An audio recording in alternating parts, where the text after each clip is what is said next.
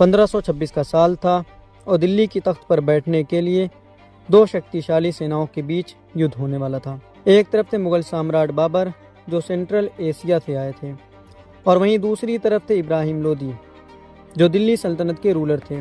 आज हम बात करेंगे एक ऐसे युद्ध के बारे में जिसमें हिंदुस्तान का इतिहास बदल गया। हम बात कर रहे हैं पानीपत के पहले युद्ध के बारे में जो 1526 में लड़ा गया था।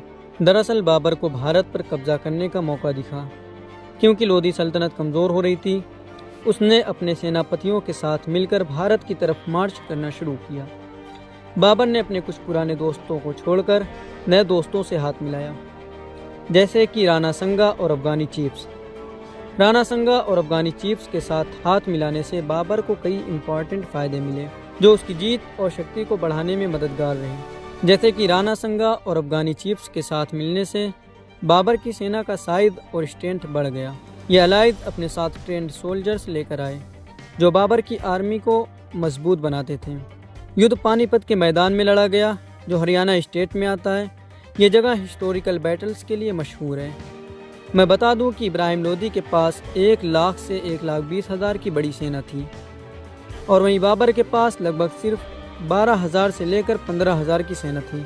बाबर की सेना के पास एडवांस वेपन थे और मिलिट्री स्ट्रेटजी थी।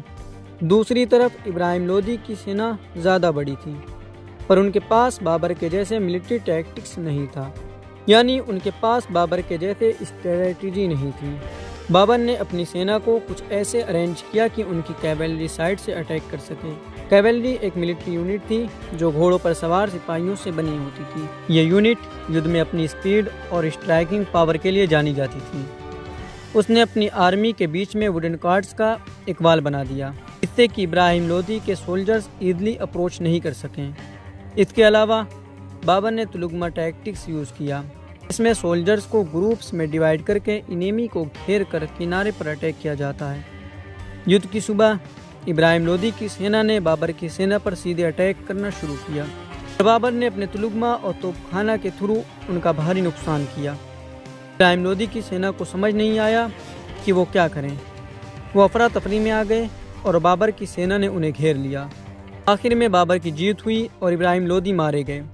जीत बाबर के मुग़ल एम्पायर की शुरुआत थी जो हिंदुस्तान पर कई सालों तक राज करता रहा। बाबर ने दिल्ली की गद्दी पर कब्जा कर लिया और यह युद्ध इंडियन हिस्ट्री का एक टर्निंग पॉइंट बन गया। तो ये थी पानीपत के पहले युद्ध की कहानी। ये युद्ध न सिर्फ मिलिट्री स्ट्रेटजी का एक मास्टरपीस था, बल्कि भारत के इतिहास का एक अहम मोड़ भी था। ऐसे इंटरेस्टिंग हिस्टोरिकल बैटल्स के लिए बने रहें हमारे साथ। धन्यवाद।